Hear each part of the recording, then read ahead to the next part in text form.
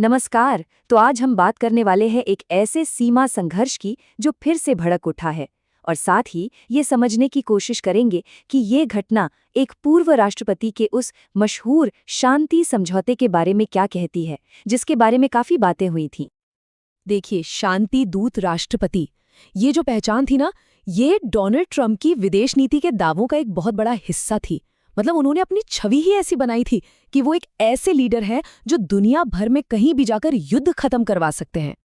लेकिन अब हो क्या रहा है? वही लड़ाई जिसको खत्म करने का उन्होंने क्रेडिट लिया था, वो दोबारा से और काफी हिंसक तरीके से शुरू हो गई है। और जाहिर है, अब उस शांति समझौते की हकीकत पर बड़े सवाल उठ रहे हैं। तो चलिए थोड़ा और गहराई में उतरते हैं और समझने की कोशिश करते हैं कि ये पूरा मामला असल में है क्या। एक तरफ शांति का दावा, दूसरी तरफ फिर से जंग। ये विरोधाभास आया कहाँ से? सोर्सेस के मुताबिक ट्रंप ने अपनी जो ग्लोबल इमेज बनाई थी, उसका एक बहुत बड़ा आधार यही था कि वो दुनिया के मुश्किल से मुश्किल इलाकों में जाकर डील करवाते थे। और ये जो थाईलैंड कंबोडिया वाली डील थी ना, ये इसका एक क्लासिक एग्जाम्पल था। तो अब सीधा चलते हैं ग्राउंड पर, देखते हैं कि इस वक्त थाईलैंड और कंबोडिया के बीच असल में चल क्या रहा है। जो शांति इतने दिनों से बनी हुई थी, वो अचानक टूट गई। खबरें आने लगी हवाई हमलों की, गोलाबारी की और दोनों देशों की सेनाओं के बीच सीधी झड़पों की। सोर्सेस के हिसाब से वहां हालात बहुत खराब हैं। एकदम अफरा तफरी का माहौल। लोग अपनी जान बचाने के लिए जैसे तैसे गाड़ियों में सामान भरकर बॉर्डर के इलाकों से भाग रहे हैं। और इसका असर आम लोगों पर बहुत ज्यादा पड़ा है। रिपोर्ट्स बता रही हैं कि करीब 4 लाख से ज्यादा लोगों को अपना घर-बार छोड़कर भागना पड़ा है। सोचिए कितनी बड़ी संख्या है ये। अच्छा, ये समझौता टूटा क्यों? ये समझने के लिए हमें थोड़ा पीछे जाना होगा। मतलब पहले ये समझना पड़ेगा कि इन दोनों देशों के बीच लड़ाई की असली वजह क्या थी। देखिए, ये कोई आज की लड़ाई नहीं है। ये झगड़ा तो सदियों पुराना है, जो जमीन और अपनी ऐतिहासिक विरासत को लेकर चला आ रहा है। और इस पूरे झगड़े की जड़ में है प्रेह विहार मंदिर। ये सिर्फ एक मंदिर नहीं है, बल्कि एक ऐसा इलाका है जिसका सांस्कृतिक और ऐतिहासिक महत्व दोनों देशों के लिए बहुत ज्यादा है। अगर हम इतिहास में झांकें तो पता चलता है कि ये विवाद कैसे बढ़ता गया। कहानी शुरू होती है 1900 के दशक की शुरुआत में। उस वक्त फ्रांसीसी औपनिवेशिक अधिकारियों ने इलाके का नक्शा बनाया और मंदिर को कंबोडिया की सीमा में दिखा दिया। थाईलैंड ने इस पर हमेशा एतराज जताया।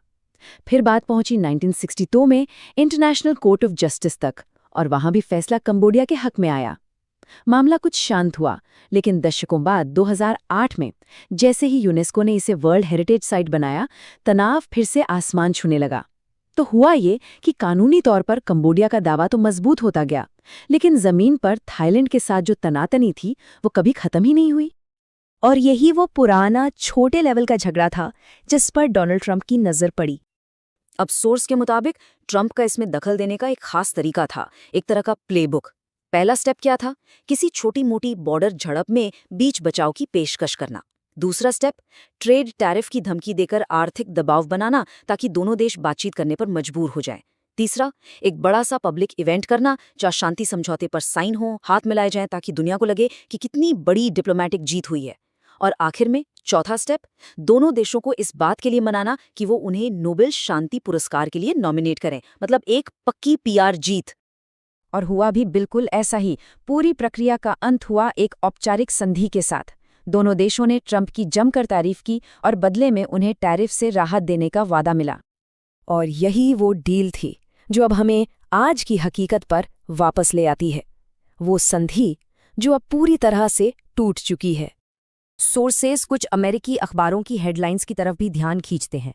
इन हेडलाइंस में इस हिंसा को सिर्फ दो देशों के बीच का झगड़ा नहीं बताया जा रहा, बल्कि इसे अमेरिकी डिप्लोमेसी की एक बड़ी नाकामी के तौर पर देखा जा रहा है। तो सोर्स का जो मेन पॉइंट है वो ये है कि इस डील को जिस तरह से पेश किया गया और जमीन पर जो इसकी असलियत थी, उसमें जमीन आसमान का फर्क था। अब यहाँ एक बहुत दिलचस्प बात सामने आती है। अमेरिका का इन दोनों देशों के साथ बहुत बड़ा ट्रेड डेफिसिट है, यानी व्यापार घाटा है। मतलब अमेरिका के पास एक बड़ा आर्थिक लिवरेज था, लेकिन ये आर्थिक ताकत भी शांति को बनाए रखने में नाकाम रही। तो सोर्स के मुताबिक ये समझौता टूटना सिर्फ एक छोटी मोटी घटना नहीं है। ये इस बात का एक बड़ा संकेत है कि शायद आर्थिक ताकत होने के बावजूद ट्रंप का जो असर था वो अब कमजोर पड़ रहा है। और आखिर में ये हमें एक बड़े सवाल के साथ छोड़ जाता है। जब कोई शांति समझौता टूटता है तो इसकी जवाबदेही किसकी होती है? उन देशों की जो दोबारा लड़ना शुरू कर देते हैं, या फिर उस मध्यस्थ की जिसका दिया हुआ सल्यूशन इतना कमजोर निकला कि वो टिक ही नहीं पाया?